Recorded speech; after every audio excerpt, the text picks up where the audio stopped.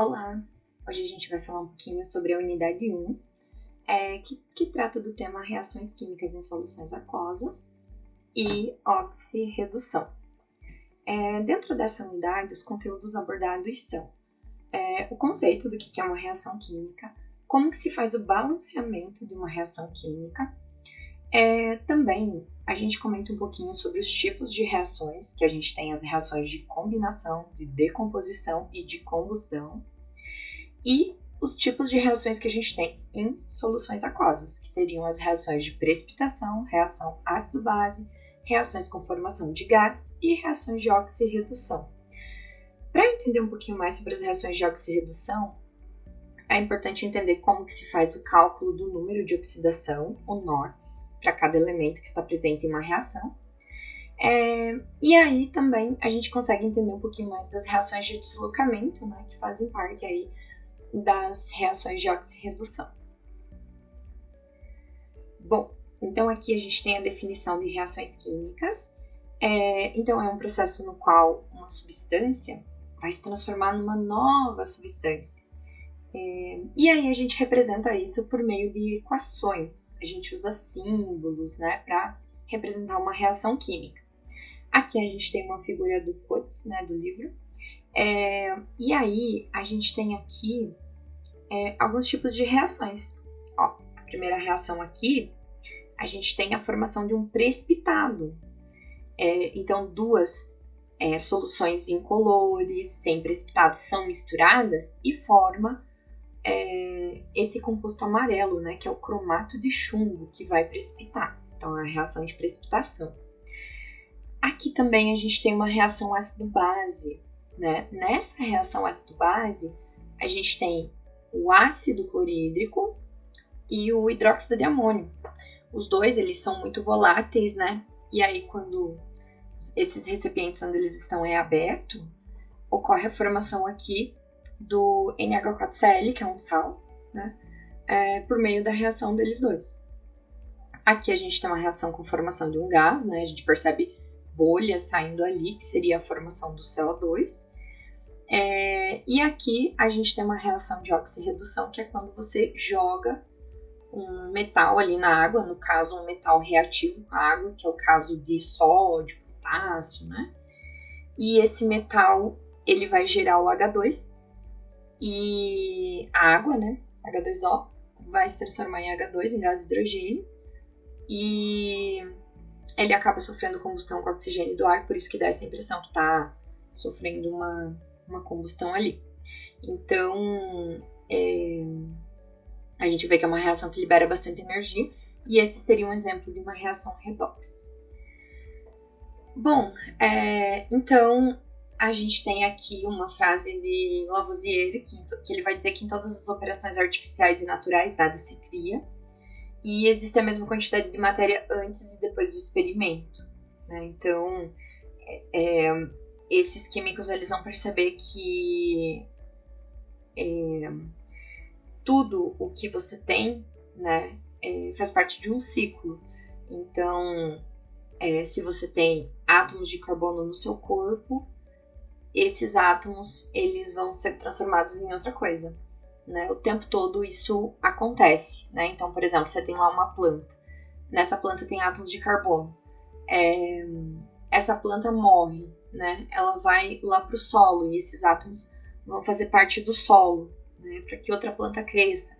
Então, é tudo um ciclo, né? A questão ali das reações químicas.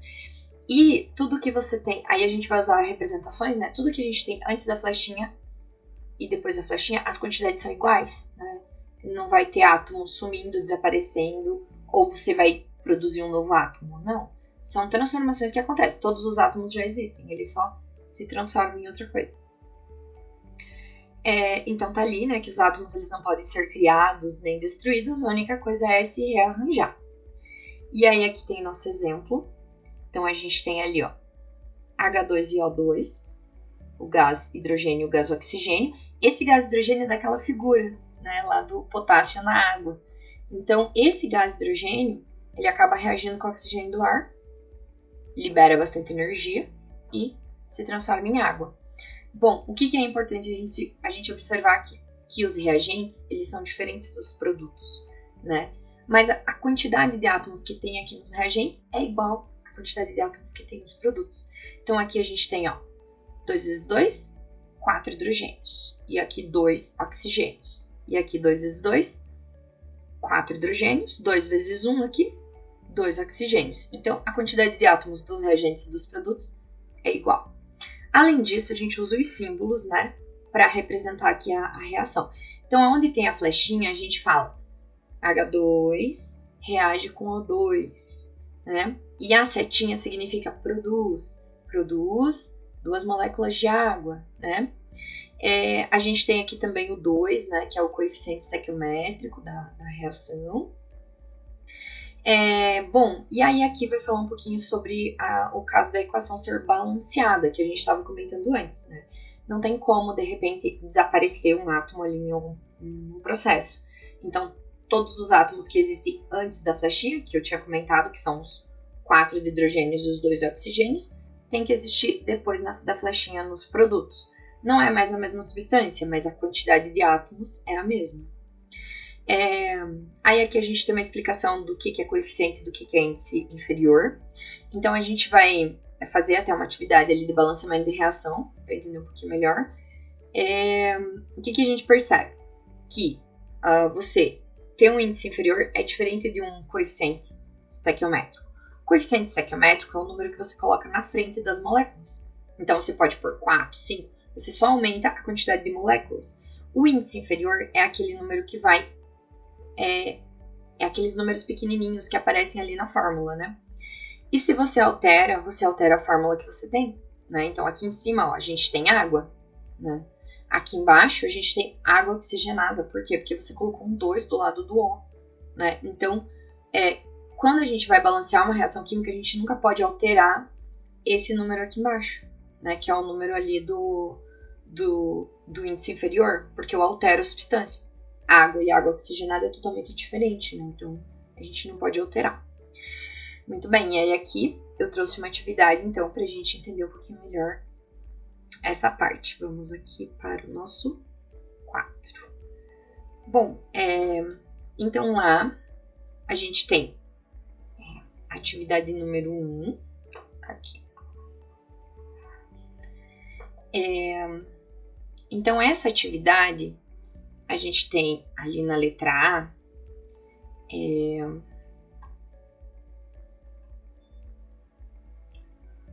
o ferro com o oxigênio e ele está formando o Fe2O3. Bom, o que a gente tem que cuidar quando a gente faz o balanceamento de uma reação, né? A gente tem que cuidar, sempre ver assim, primeiro, os átomos que não são oxigênio, que não são hidrogênios, para fazer o balanceamento. Só que também a gente tem que ter cuidado quando tem números ímpar, né? Então é o caso dessa reação aqui. Eu começaria o balanceamento pelo ferro, que é o correto. Mas, se eu for fazer, ó, eu tenho aqui o ferro, faltou um E aqui. O ferro 2, né? E o ferro 2, eu colocaria um 2 aqui na frente do ferro. Só que aí o meu oxigênio, eu tenho 2 aqui e 3 aqui, ó. Então, não vai dar certo, porque eu vou ter que pôr fração, e aí tem que ser os menores números inteiros quando se faz o balanceamento. Então, o que eu vou fazer? Eu vou deixar par esse número de oxigênio aqui, ó. Então, a gente sempre tem que cuidar disso. Às vezes, em alguns casos, se preocupar em deixar par o número de oxigênios. Por isso que é uma exceção, e aqui a gente vai começar pelos oxigênios. Então, eu vou pôr um 2 aqui. E aí, nós temos 2 vezes 2 dá 4 ferros. E nós temos 2 vezes 3 dá 6 O. Né? Então, aqui a gente já tem 4 ferro e 6 O. Como que eu arrumo isso desse lado, né? Vou ter que pôr um 4 na frente do Fe e um 3 na frente do O. 3 vezes 2 dá 6. E aí eu tenho a minha equação balanceada, ok? Agora, a gente vai ali para a letra B. Vou colocar aqui a letra B.